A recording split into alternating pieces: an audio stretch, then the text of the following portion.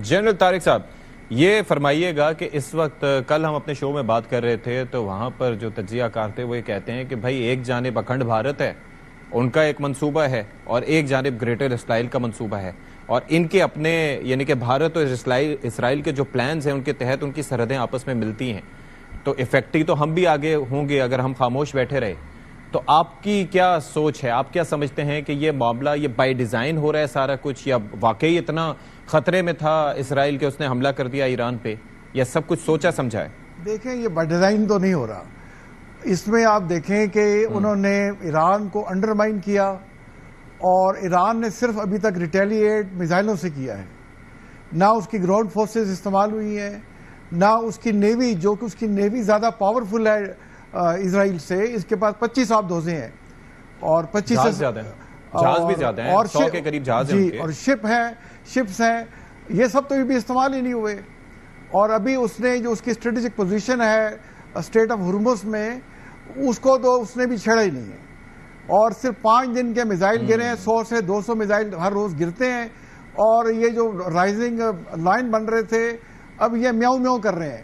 تو یہ کوئی لائن شائن نہیں تھے، بلی بن گئے، اور وہ بھاگ کے چلے گئی اپنی، وہ جیسے خالہ تھی نا شیر کے پاس گئی ہے کہ مجھے بچاؤ۔ تو ٹرمپ صاحب جو ہے وہ G7 چھوڑ کے واپس چلے گئے ہیں، اور انہوں نے کہا ہے کہ میرا سچویشن روم اس کو ریڈی کریں اور میں آ رہا ہوں۔ تو یہ شو کرتا ہے کہ اسرائیل جو ہے اس میں کیپیسٹی نہیں ہے، اس کو عادتیں تھیں غزہ کی نہیں، تو اس بات کا مقصد کیا لیا جائے؟ اس بات کا مقصد کیا لیا جائے کہ کیا امریکہ یا تو ثالثی کی کوشش کرے گا یا پھر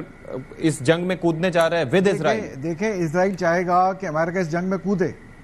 وہ اس جنگ میں آئے، ڈائریکٹلی انوالو ہو، سپورٹ تو ابھی بھی کر رہا ہے اس کو، سارا جو عراق سے اوپر اڑ کے جا رہے ہیں یہ، تو عراق کی ایئر اسپیس کون کنٹرول کر رہا ہے؟ وہ US کنٹرول کر رہا ہے، ساری تو نہیں کر رہا بٹ ویسٹرن اور نادرن ساری ایئر اسپیس کنٹرول کر رہا ہے، وہیں سے گزر کے جہاز جا رہے ہیں سارے اسرائیل کے، تو انڈائریکٹلی سپورٹ تو کر رہا ہے۔ وہ چاہتے ہیں ساتھ آ جائے، ان پہ اسٹریٹجک بامبنگ کی جائے، اور ہمارے بجائے امریکہ یہ جنگ ہمیں جیت کے دے۔ تو ٹرمپ صاحب یہ کبھی نہیں کریں گے، وہ پریشر جیسے ان کی آپ دیکھتے ہیں، ان کا سٹائل یہی ہے کہ دبا کے پریشر ڈالو، اگلے کو پریشان کرو اور بعد میں کوئی بات چیت کر لو، کیونکہ اگر امریکہ ڈائریکٹ کودا تو پھر ابھی جو سائلنٹ اسپیکٹیٹرز بیٹھے ہوئے ہیں، خاص طور پہ کچھ مڈل ایسٹ کے ممالک اور یہ رشیا اور چائنا جو آبزرو کر رہے، بات چیت تو کر رہے ہیں، وہ انگیج ہے امریکہ کے ساتھ، تو پھر اگر امریکہ بیچ میں کود پڑتا ہے تو یہ ریجنل پلیئر بھی اس میں کودنا پڑ جائے گا ان کو الٹیمیٹلی۔ اور یہ امریکہ کے جو ٹرمپ صاحب کا ڈیزائن ہے کہ ٹریڈ کروں گا اور میک امریکہ گریٹ اگین، تو پھر امریکہ کمزور ہوگا، اسٹرانگ نہیں ہوگا۔ تو میرا خیال ہے امریکہ ڈائریکٹ کبھی نہیں کودے گا، اگر وہ کودا تو یہ تیسری عالمی جنگ کی طرف جائے گی، اور یہ نیوکلیر وار بھی ہو سکتی ہے، اور امریکہ کی ساری فورسز جو گلف میں بیٹھی ہوئی ہیں ان سب کو وہ ان کی جو ہے نا ایگزسٹنس ڈینجر میں چلی جائے گی۔ ٹھیک ہے بلال صاحب، do you agree with this notion کہ امریکہ کترائے گا اس جنگ میں کودنے سے، یا جس طرح سے وہاں پر انٹرنل لابی اور خاص طور پر نیتن یاہو صاحب جس طرح سے بھرپور طریقے سے آج کل تعریفوں کے پل باندھ رہے ہیں ٹرمپ صاحب کی اور ٹرمپ ایڈمنسٹریشن کی، آپ کو لگتا ہے کہ دیر از اے پاسبلٹی اور یہ پھر پورا ڈائنامکس کو چینج کر دے گا اگر امریکہ اس جنگ میں کودا تو؟ یہ دیکھیے ستی صاحب، میں فرینکلی میں تو اس پہ اسپیکولیٹ نہیں زیادہ کرنا چاہوں گا کہ امریکہ کیا کرے گا نہیں کیا کرے گا، ہم تو اس پہ بات کرنی چاہیے جو ہمارے نزدیک ہونا چاہیے۔ اور جو آج میں نے آپ سے ذکر کیا جس سٹیٹمنٹ کا، جو کہ جوائنٹ سٹیٹمنٹ ایشو ہوئی ہے دیگر ممالک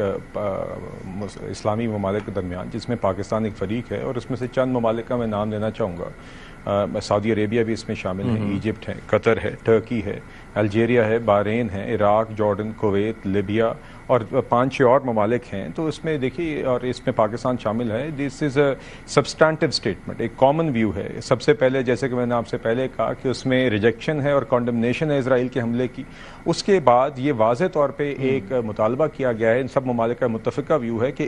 ایک اسرائیلی جو ہاسٹیلٹیز ہیں، اسرائیل کی جو ہاسٹیلٹیز ہیں ایران کے خلاف، اس کو ہالٹ کرنا چاہیے اور ڈی اسکیلیشن کی طرف معاملے کو لے جانا چاہیے. ایک اور جو اہم بات اس میں ہے, جو اگین ان سارے اسلامی ممالک کا بشمول پاکستان ایک جوائنٹ مطالبہ ہے, وہ یہ ہے کہ ایک مڈل ایسٹ